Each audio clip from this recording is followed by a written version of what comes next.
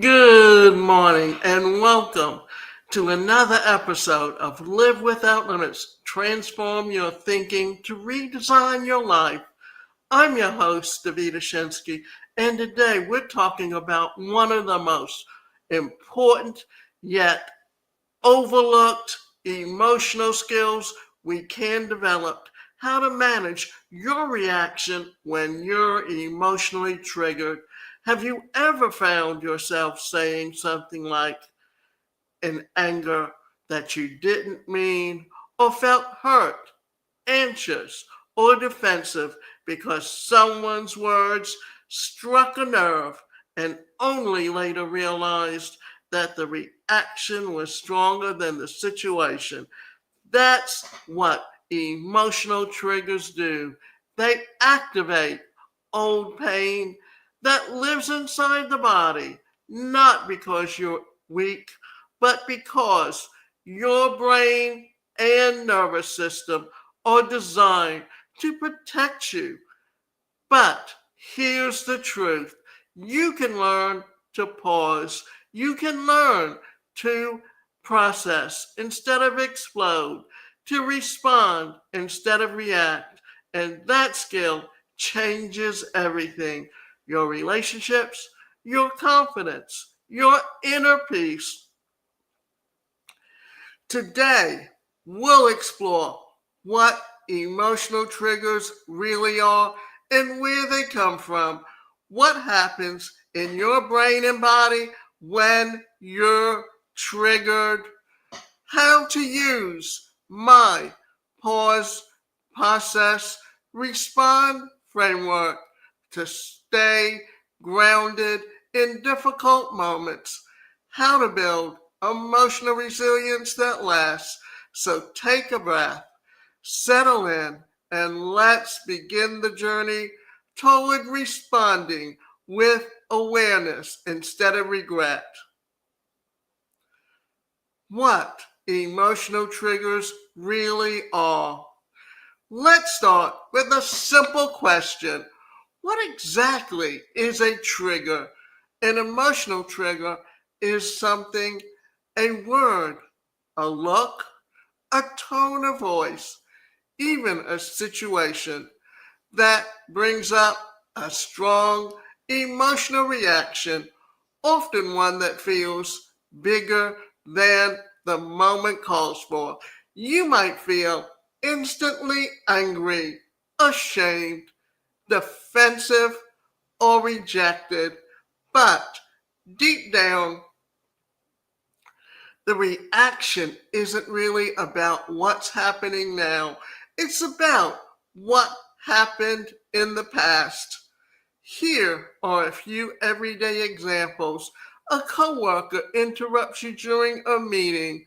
You instantly feel disrespected, but what you're really feeling is the sting of being ignored as a child. Your partner forgets to call, and suddenly you feel panicked or abandoned.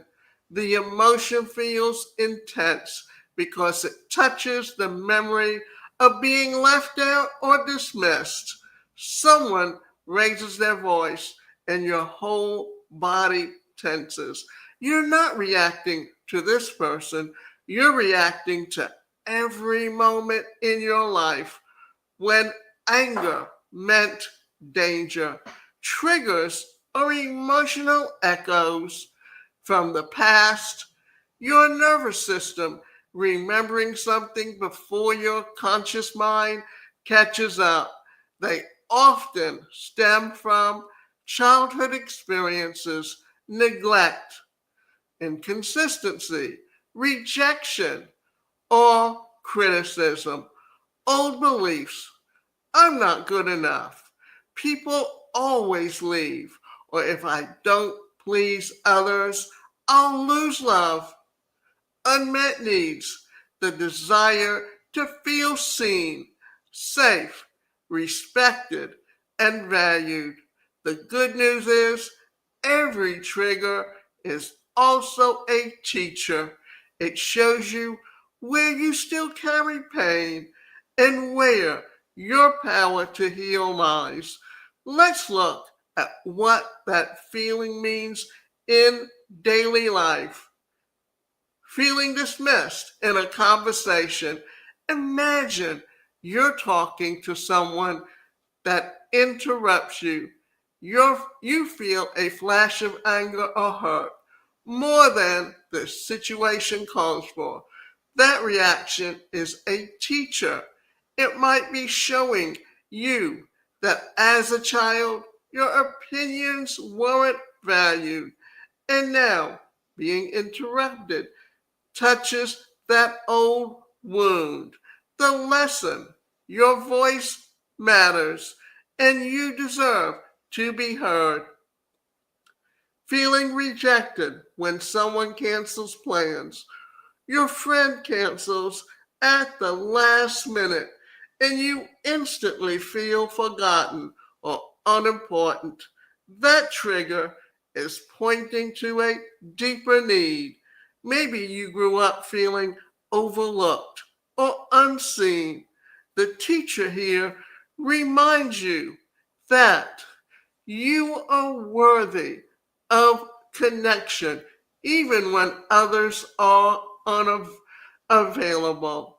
Criticism that cuts too deep. Your partner or your boss gives feedback and you feel defensive, embarrassed, or small. It's not about the feedback, it's about an old memory of being shamed or judged. The trigger's lesson: your worth isn't defined by anyone's approval. Struggling to say no. You agree to something you don't want to do, and afterward you feel resentment or guilt. The emotional charge is a teacher too.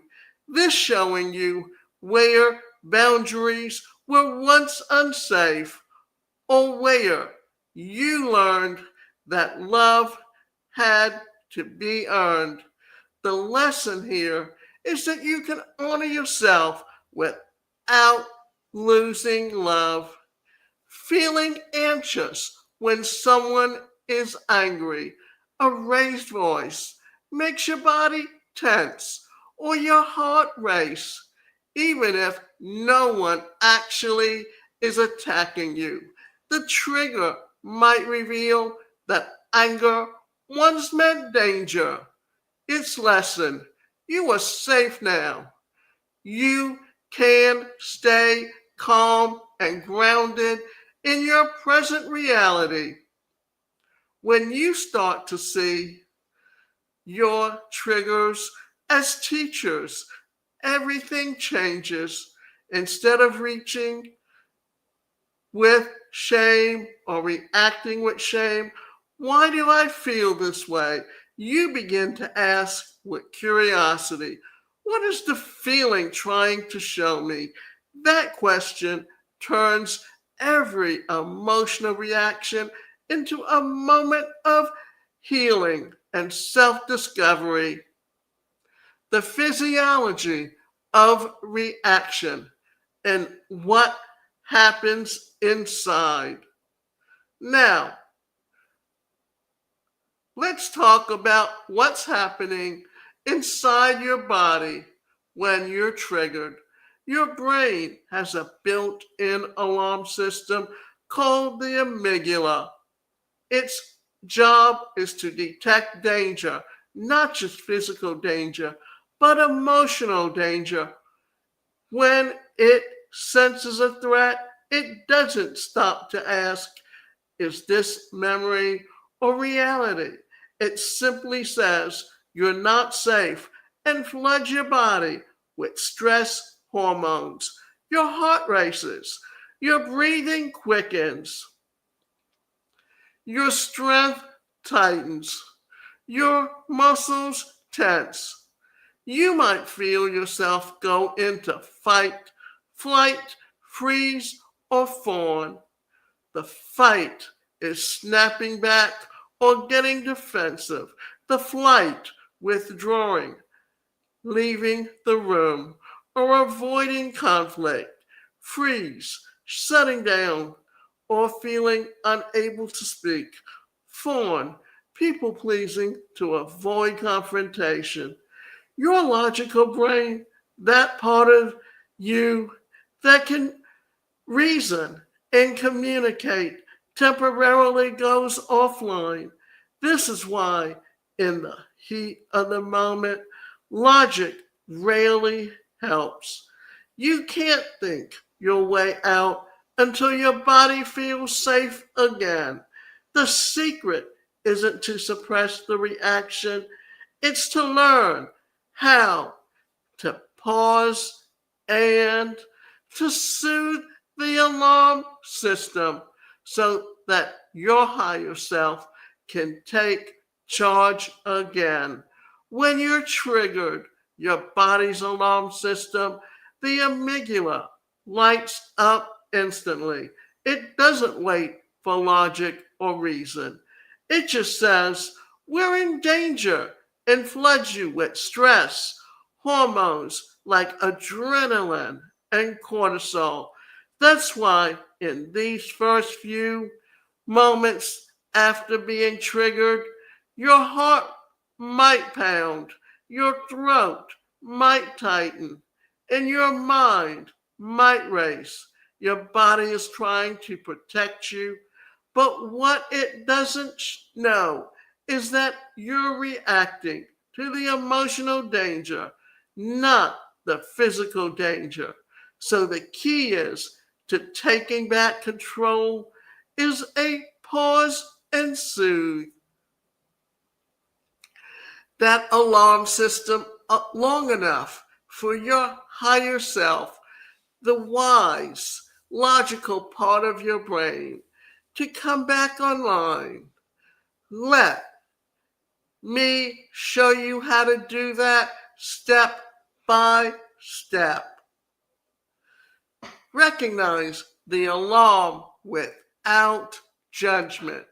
The first step is simply noticing when you feel that rush, the heat in your face, the light on the tight chest, the urge to react. Tell yourself, my alarm system is going off. My body thinks I'm unsafe. You're not judging the feeling, you're naming it. Naming the experience begins to calm your nervous system because it gives structure to chaos. And it reminds you in your brain that someone's in control, and that's yourself. Ground yourself physically. Grounding yourself tells your body we're in the present, not the past. Try this. Feel your feet on the floor. Wiggle your toes. Press your hands together or rest a hand on your client. Look around and describe out loud 5 things that you can see. Touch something solid, a wall, a chair, or even your own arm.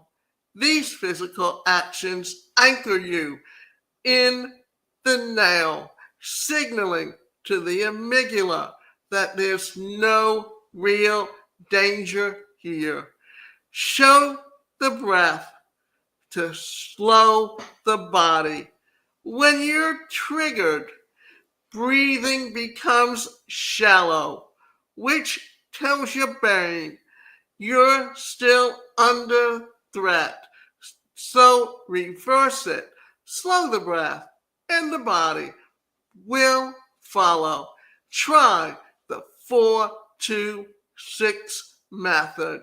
Inhale through your nose for 4 counts. Hold for 2 counts. Exhale slowly through your mouth for 6 counts. Repeat that 3 times. That extended exhale activates your Parasympathetic nervous system, the body's rest and digest mode. Your heart rate slows, muscles relax, and your mind begins to clear. I can remember many years ago there was tapes that you can listen to that helped you get rid of stress. And the way they did that was to help you tense each muscle and hold it till you feel what it felt like, and then to release it slowly. Talk to yourself with reassurance. Now bring in soothing inner dialogue, the voice of your higher self. You can say, I'm safe right now. This feeling is temporary. I can handle this. I don't need to react. I can pause. Your tone matters. Imagine you're comforting a scared child, gentle, patient, and kind. The more you practice this, the more your brain learns to associate calm words with safety. Engage your higher self.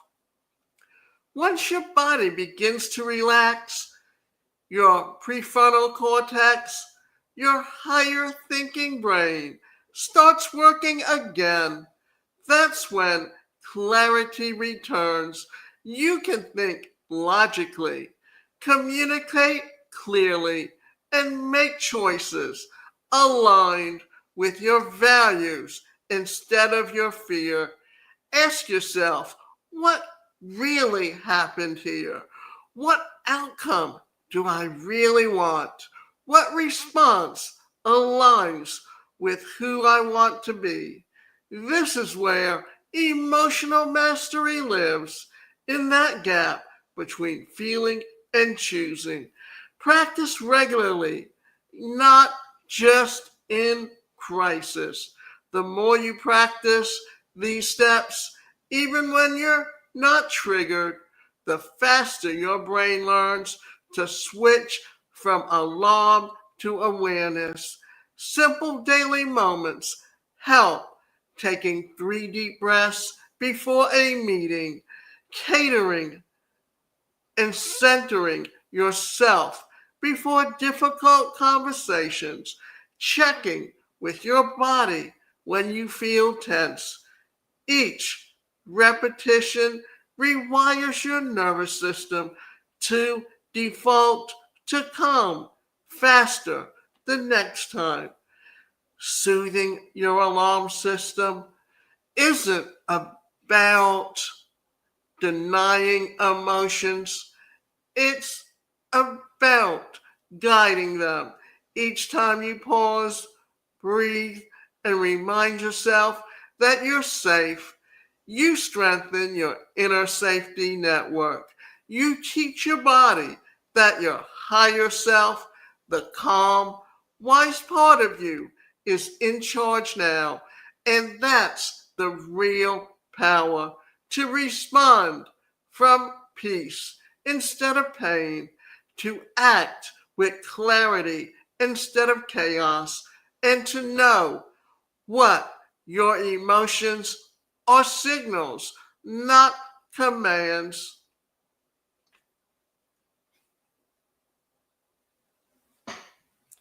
The pause, the process, the respond framework. Let's dive into the heart of this episode, the peace, process, respond framework. This 3-step practice helps you slow down your reactions, connect with your emotions, and choose how to respond with awareness. Pause. When you feel triggered, your instinct might be to defend, argue, or shut down. But before you do, pause. Take 1 deep breath in through your nose and exhale slowly through your mouth.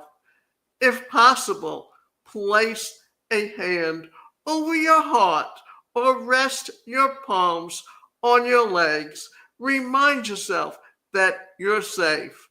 In the pause, say silently, I'm feeling triggered right now. This is my body trying to protect me. Even a 5-second pause is enough to interrupt the autopilot reaction and give your brain time to come back online. Process. Once you've paused, begin processing what happens. Ask yourself, what emotion am I feeling? Where do I feel it in my body? What might this remind me of? What am I afraid of? Might happen right now. You might discover the trigger isn't really about the present. It's about an old wound that needs acknowledgement. Allow yourself to feel it without judgment. Sometimes emotions just need to be witnessed, not fixed, not hidden. If you're in a safe place, space, use grounding techniques. Look around and name 5 things that you can see, 4 that you can touch, 3 that you can hear, 2 that you can smell, and 1 that you can taste. The practice gently pulls you back into the now. Respond. A response might sound like, I need a minute to gather my thoughts. That comment hurt. Can I talk about it calmly? I'd like to come back to this conversation later. The difference is the energy. Reactions are impulse, charged and defensive. Responses are grounded, intentional, and clear. Every time you respond instead of react, you're retraining your nervous system, teaching it that not every discomfort means danger. That's emotional maturity in action. Let's look at what this actually means in real life. Before every time you choose to respond instead of react, you're reshaping how your nervous system experiences safety. You're teaching your body to not every moment of discomfort means danger. Here are some examples. The critical comment. Someone criticizes your work or questions your opinion in the past. That might have triggered defensiveness or an urge to argue. Your nervous system equaling criticism with rejection or failure. This time, you take a breath. You remind yourself this isn't an attack, it's just feedback. You calmly say, I appreciate your perspective. Can you tell me more about what you mean? The pause tells your body it's safe, even when someone digresses with me. That's emotional maturity. The canceled plans. Your friend cancels on you at the last minute, and you feel that familiar wave of disappointment or rejection. Instead of spiraling into, I must not matter, you stop, you breathe, and say, I'm disappointed, but I know this isn't about me. Let's reschedule when it works better. That small shift tells your nervous system being disappointed isn't dangerous. I can handle this feeling without losing my balance. The heated argument. You're in a disagreement with your partner or a coworker and you feel anger rising. Your pulse quickens. Your muscles tense. Your mind floods with words that you'll regret. You feel the urge to lash out, but instead you say, I need a minute to calm down before I respond. You step away, breathe, and return. Once you're centered, your body learns conflict doesn't have to mean chaos. It can create safety by choosing space instead of shouting. The silent treatment. Someone ignores your message or doesn't respond right away. In the past, that silence might have sent your nervous system into panic. They must be mad at me or I did something wrong. But now, instead of reaching with anxiety, you remind yourself people get busy. Their silence doesn't define my worth. Your you occupy yourself with something nurturing, a walk, music, journaling, and that calm action teaches your body silence is not abandonment. Seeing and setting a boundary. Someone asks you for something that feels overwhelming, and instead of instantly saying yes out of guilt or fear, you pause, you check in with your body, and you calmly reply, I'd love to help, but I'm not available right now. Your nervous system learns it's safe to say no. You're not in danger when you protect your energy. You're in alignment. Each of these moments may seem small, but they're actually rewiring your entire system. Every pause, every breath, every calm choice is a message to your body saying, I'm in control now. I'm not in danger. I can stay grounded even when things feel uncomfortable. That's emotional maturity in action, not perfection, but presence. And the more you practice it, the more peace it becomes your default state. Building emotional resilience over time. Managing your reactions isn't just a skill, it's practice. Over time, it becomes a way of living. Here are a few of the daily habits that help strengthen your emotional resilience. Mindful check ins. Pause a few times a day and ask yourself, what am I feeling right now? Noticing emotions early prevents them from building into overwhelm. Trigger journaling. Keep a trigger log. Write down moments when you feel reactive. What happens?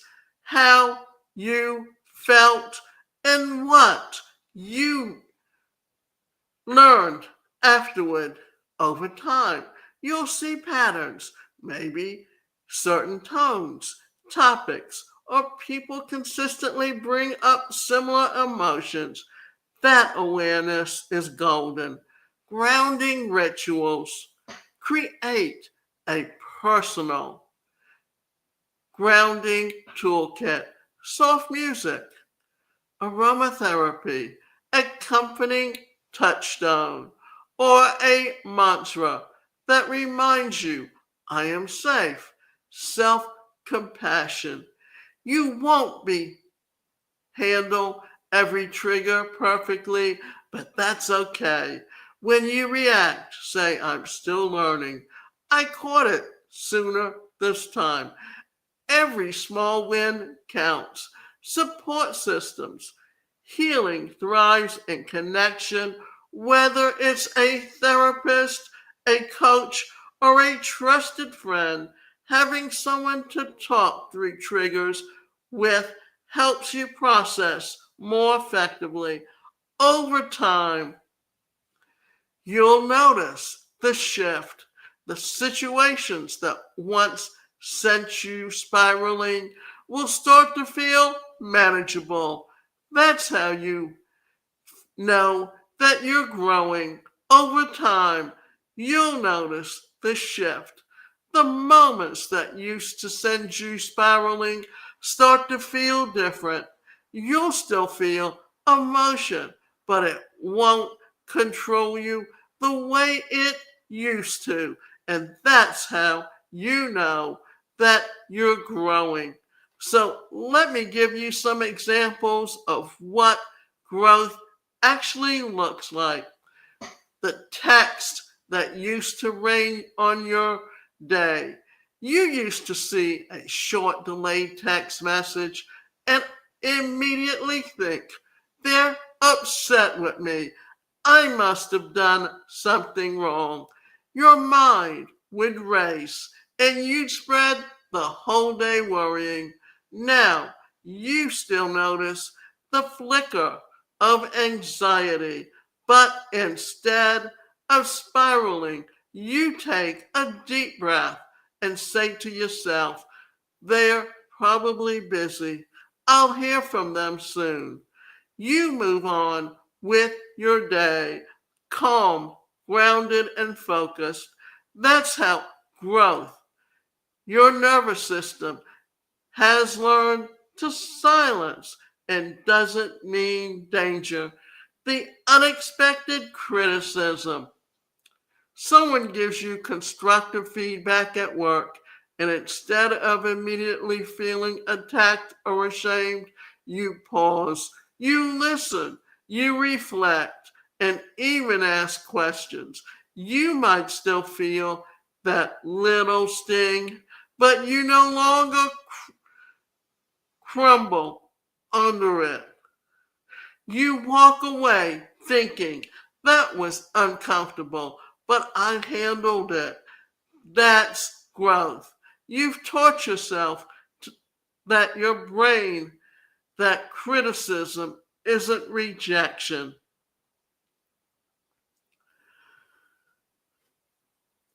That's what emotional healing looks like. It's not about never being triggered, it's about recovering faster, responding more calmly, and choosing peace over panic. When something that used to overwhelm you now feels manageable, that's your progress speaking. That's your nervous system learning that you are safe, capable, and in control. So if you've noticed these small shifts, take a moment to celebrate them because that's how healing works. Quietly, steadily, and beautifully over time. Let's take one more deep breath together and pause. Here's what I want you to remember. Being triggered doesn't mean that you're broken. It means that you're human. Your emotions are messengers, not enemies. You're guiding you toward the path of yourself that still need care. When you pause before reacting, you give yourself the gift of choice. Whether you process before speaking, you transform pain into wisdom.